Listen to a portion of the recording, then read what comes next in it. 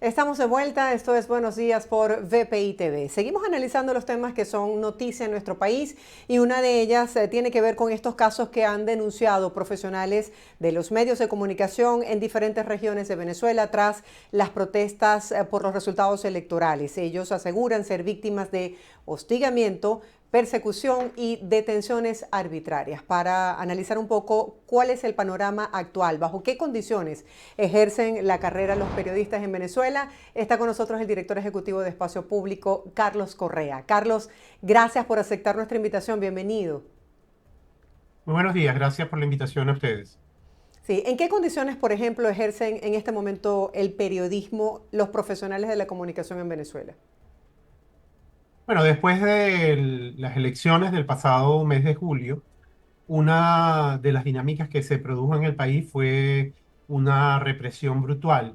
En primer lugar, para las personas que participaron en manifestaciones, pero también contra periodistas. Y donde se ve con mayor claridad esa intensificación de las políticas represivas es en las regiones, en las distintas regiones del país, ¿no? ¿Y cómo se manifiesta? Bueno, el tema de la persecución penal, es decir, hay varios periodistas, incluso que algunos de ellos estaban haciendo cobertura de esas manifestaciones, que les están aplicando procesos judiciales que se han caracterizado por una afectación del debido proceso. Pero además de eso, empezaron a circular listas o pretendidas listas de personas que iban a ser detenidas, en las que estaban varios periodistas. Algunos periodistas se resguardaron. Entonces, eso ha tenido como consecuencia que ha aumentado el miedo entre los periodistas, especialmente en las regiones, y por lo tanto, eso se observa fácilmente cuando uno ve algunos de los portales donde salen las notas sin firma y eso tiene que ver con esta naturalización o con este aumento del miedo para el ejercicio profesional del periodismo en Venezuela. Así es, hemos visto que no hay arma más importante que la información y pareciera que tener una cámara o un micrófono es ya de alguna manera mostrar la verdad es un riesgo en Venezuela. Lo que ha ocurrido con nuestro camarógrafo Paul León, quien por cierto el día de hoy cumple ya 90 días detenido arbitrariamente, tal cual como tú lo decías, en pleno ejercicio de sus funciones. Sencillamente él estaba reportando lo que ocurría con las protestas. Quisiera que habláramos en líneas generales de los casos que ustedes han podido documentar. ¿Cuáles son como esos elementos comunes? Bueno, el caso de Paul León nos puede ayudar a mostrar cuáles son los patrones, ¿no? La persona es detenida, casi siempre en la primera fase del proceso de detención está desaparecida, es decir, su familia, nadie sabe, las autoridades no informan dónde están. Después son aislados, ¿no? Y aislados durante muchísimo tiempo, más de 45 días en algunos casos, otros un poco más. Y esas personas que aparecen cuando las ven los familiares, en algunas ocasiones no les permiten ni siquiera el contacto corporal, sino que son vistas o vistas con vidrios aislados. Y después, en líneas generales, los someten a procesos judiciales en audiencias telemáticas, ¿no? Y casi todos se les incorpora el tema del terrorismo, asociación para delinquir, y en condiciones que no son las más adecuadas. Ese es el caso de Paul León, pero es el caso de todas las personas detenidas y también, por supuesto, de los periodistas que están siendo procesados, que además no solo procesaron a periodistas, sino que también hay casos de personas que están detenidas por la información que tenían en su celular, ¿no? Es decir, una de las cosas que hacen es que les quitan los teléfonos y entonces revisan cuáles son las fotografías que tienen, cuáles son los mensajes que intercambian, y eso se convierte supuestamente en causa para que les abran procesos judiciales y les persiguen, ¿no? Les persiguen sobre todo la violencia. Es rechazada siempre, la violencia que a veces ocurre cuando se hacen coberturas de manifestaciones, y eso es un patrón en Venezuela, pero en este caso estamos hablando de una violencia institucional, una violencia en la que se utilizan las instituciones del Estado para afectar el trabajo de los periodistas y de las personas que de alguna manera están. Una de las características de lo que nosotros estamos viendo ahora es que hay cada vez más temor para hablar o para conseguir información, es decir, temas de información son afectados, y eso tiene que ver con casos como el de Paul y otros que están siendo perseguidos por informar. Hay varios casos de periodistas que fueron detenidos y además todos tienen esa característica que hemos descrito para el caso de Pablo León, ¿no? Tengo conocimiento de muchos periodistas que han tenido que salir incluso del país justamente por estas amenazas. ¿Ha habido algún tipo de persecución o de hostigamiento en el pasado a este nivel como lo estamos viendo este año? Bueno, la criminalización contra periodistas empezó hace tiempo, pero nunca ha habido un tal número de casos en tan corto tiempo. Entonces eso generó mucho miedo y efectivamente hubo gente que en los días posteriores a los procesos electorales se resguardaron, otros tuvieron que salir porque también depende de los estados. Hay estados donde la situación es mucho más grave, porque ahí entonces los gobernadores, los alcaldes en algunas ocasiones, entonces se prestan para construir dinámicas de represión mucho más agresiva contra periodistas y esos han continuado. Entonces algunos de ellos han tenido que salir y han salido del país por esa causa, ¿no? Por el temor a ser detenidos, por el temor a ser criminalizados y por lo tanto afectar su cotidianidad y la de toda su familia. Entonces esos, algunos de ellos se han inhibido y se han ido del país, ¿no? Eso también es un dato importante. Entonces eso es indicador de que lo que ocurrió en este último tiempo es de una intensidad mayor, ¿no? Porque cuando llegas a la criminalización, es decir, a la persecución judicial de los periodistas, y cuando hay tantos casos en tan poco tiempo, eso habla de una situación muy aguda que no se había reproducido en Venezuela o que no habíamos conocido en Venezuela antes. ¿Tienen ustedes estadísticas en este momento de cuántos periodistas o comunicadores sociales han sido detenidos y de cuántos medios han sido cerrados?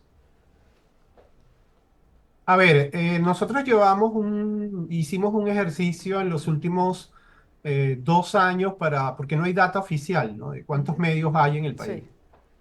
Y digamos, en el proceso de estos, desde que inició el presidente Hugo Chávez en el poder hasta ahora, han cerrado más de 400 medios, a la fecha como más de 440. Tienes que tomar en cuenta que hay medios que no están cerrados, pero que están bloqueados, que son los sitios web, los portales web están bloqueados. Entonces eso dificulta el acceso de las personas a la información que producen los portales informativos, que por otro lado son, digamos, el pulmón informativo más importante que hay en la sociedad venezolana, pero que tienes que atravesar una serie de barreras para acceder a ellos, ¿no? En cuanto al número de periodistas detenidos, están alrededor de 14, 15 periodistas detenidos, pero hay otro número de personas importantes detenidas por ejercicio del derecho humano a la libertad de expresión. Es decir, porque tenían información que transmitían en redes o información que tenían en su teléfono celular y que por eso los están acusando de esos delitos tan brutales como es terrorismo, ¿no? Entonces, el número de detenidos es muy alto y además sin las garantías al debido proceso. Por decirte algo, ninguna de estas personas ha podido nombrar a su defensor. Es decir, yo quiero que me defienda fulano. No, tienen una asignación directa de un defensor público que por otro lado están saturados y que además no atienden suficientemente y bien a las personas que están pretendidamente defendiendo ante los tribunales. Entonces, muchas veces la situación de indefensión es muy grande para las familias que están angustiadas porque sus familiares están detenidos y además algunos de ellos han sido desplazados a Tocorón, por ejemplo, y que están muy lejos de casa. Entonces, son enormes costos, mucho dolor para la familia acompañarlos y además de eso, con mucha indefensión, una orfandad muy fuerte. Entonces, estamos hablando de una situación bastante generalizada de violación de los derechos humanos, primero al estar detenidos y después a la afectación del debido proceso y otros derechos que también están siendo afectados, ¿no? Ahora quisiera que compartieras con la audiencia cuán grave es, por ejemplo, que algunos medios, en específico también esos online, promuevan la autocensura para evitar represalias personales y también el cierre de medios. Mira, básicamente cuando uno habla del derecho humano a la libertad de expresión, es un derecho a expresarse sin temor a las consecuencias. Y en Venezuela ese segundo componente, sin temor a las consecuencias, no existe. En Venezuela, informar significa vencer el miedo, ¿no? Y vencer el miedo a que pueda haber consecuencias. Y además, consecuencias en un contexto que muchas veces no está claro, porque las leyes son genéricas, descripciones vagas, imprecisas, y por lo tanto las personas quedan a merced del poder sin ninguna garantía de su lado, exactamente lo contrario de lo que debería ser. Es decir, ¿qué es lo que tiene que ocurrir? Tiene que haber garantías para los ciudadanos, no para los opresores, no para los funcionarios, ¿no? Es decir, tiene que haber garantías para las víctimas. Y en Venezuela eso no ocurre. Entonces, claro, eso es un dispositivo brutal que genera miedo, ¿no? Genera miedo, genera temor, y por otro lado convierte a los medios de comunicación en víctimas de sí mismos, pero víctimas también de una política estatal que lo que procura es eso, que la gente se inhiba y que no haya cobertura, que determinados temas no se conversen, que determinadas críticas no se realicen, y eso es funcional evidentemente al poder. Y ahí hay que desarrollar estrategias para de alguna manera seguir informando de manera inteligente y creativa, pero tratando de encontrar los mecanismos. Esa sin duda es una reflexión muy común entre periodistas, editores, medios de comunicación acerca de cómo hacemos cobertura en un contexto como este. Y la respuesta no es sencilla. ¿Cómo, hasta donde puedas comentarnos, cómo puede hacer tanto un periodista como un ciudadano común para informar sin exponerse, eso de lo que hablabas? Mira, hay muchísimas herramientas y tenemos que aprender porque no tenemos mucho aprendizaje de esto, ¿no? Afortunadamente las redes sociales tienen herramientas interesantes que permiten que muchísima más gente pueda hacer circular información. Y eso además quedó demostrado en el último tiempo en el proceso venezolano. A pesar de la censura, que no es un fenómeno que empezó ahora en julio, sino que ya tenía dispositivos previos, es decir, hay determinados temas que en Venezuela, en la radio abierta no se pueden hablar, en la televisión abierta tampoco se pueden hablar porque básicamente cerraban las emisoras. El cierre de la emisora se convirtió en un dispositivo, por ejemplo, para que determinados silenciar a los medios de alguna manera, propiciar la autocensura. Pero hay un ecosistema de medios que está funcionando, que está haciendo circular información. Creo que esa es una herramienta para hacer circular la información que en Venezuela puede ser censurada. Una de las cosas que uno observa cuando ve el ecosistema de medios es que los medios que están fuera de Venezuela, que hacen cobertura sobre la situación venezolana, tienen muchísimo impacto en este ecosistema nuestro a nivel local. Después hay temas que siguen siendo importantes y relevantes y sobre los que hay que dar cobertura, las movilizaciones de los pensionados, la situación de los hospitales, es decir, la situación de la inflación, que es un fenómeno que está volviendo a desatarse, son coberturas que hay que realizar y que hay que realizarla básicamente aplicados a los estándares del periodismo, es decir, con datos, tratando de reflejar la información, con contraste. Esa yo creo que es la principal herramienta con la que puede hacerse periodismo en Venezuela y sobre todo en temas que son de interés general, por lo tanto, que hacen que sea más difícil que la represión pueda llegar hasta ahí. Donde creo que esos son como orientaciones generales, pero como te decía, las respuestas no son sencillas. Hay que estar todos los días pensando cómo y de qué manera lo hacemos de la mejor manera para que en Venezuela, la sociedad venezolana que anhela esa información, que la busca, que la procura, la pueda tener de algún modo. ¿Qué se puede hacer a nivel internacional? Tanto esos organismos que defienden los derechos humanos y por supuesto el derecho a la libre expresión e información, como los ciudadanos venezolanos que están fuera del país. Mira, una de las cosas en el caso de las instituciones o las instancias de derechos humanos, una de las cosas que tienen que hacer es mantener la vigilancia sobre la situación venezolana, cosa que se mantiene. En Naciones Unidas al menos hay dos mecanismos que están aprobados en el último Consejo de Derechos Humanos en el pasado mes de septiembre. Uno es la misión de verificación y la otra la oficina del alto y los informes del alto comisionado allí. Eso tiene que mantener la atención, hablar con alto y fuerte sobre las graves violaciones de derechos humanos. Yo creo que es un papel importante.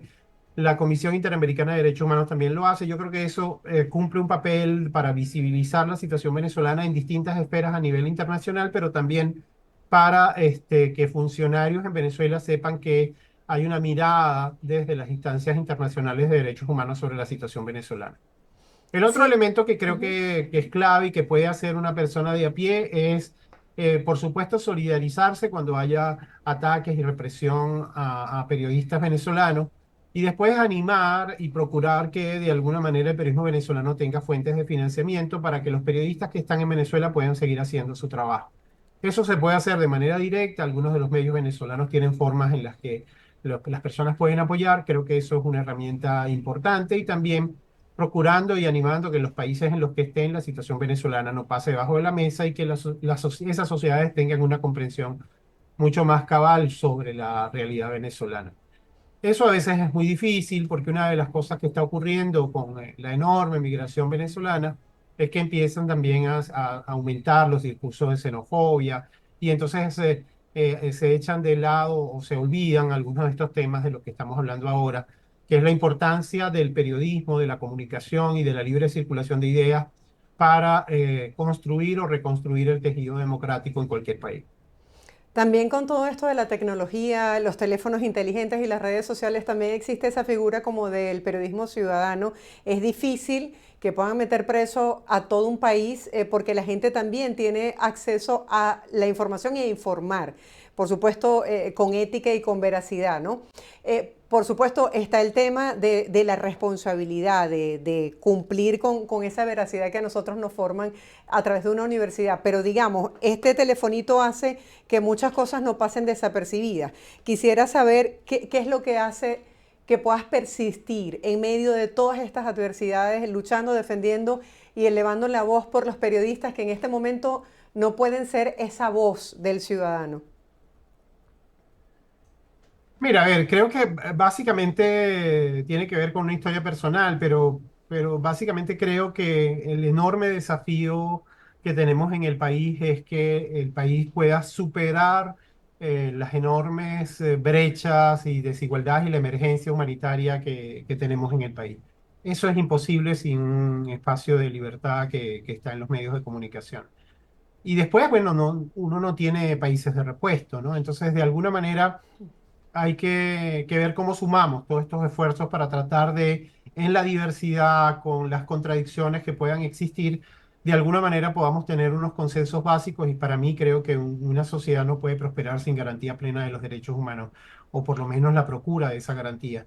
Y también sin espacios de libertad que permitan la deliberación entre todos de los distintos problemas. Y por eso es que de alguna manera nos parece importante promover esto, promoverlo en Venezuela, promoverlo también en esta Venezuela que está disgregada en el mundo, para que juntemos lo mejor de nosotros para tener y tratar de reconstruir ese tejido comunicativo que es fundamental en este momento en Venezuela.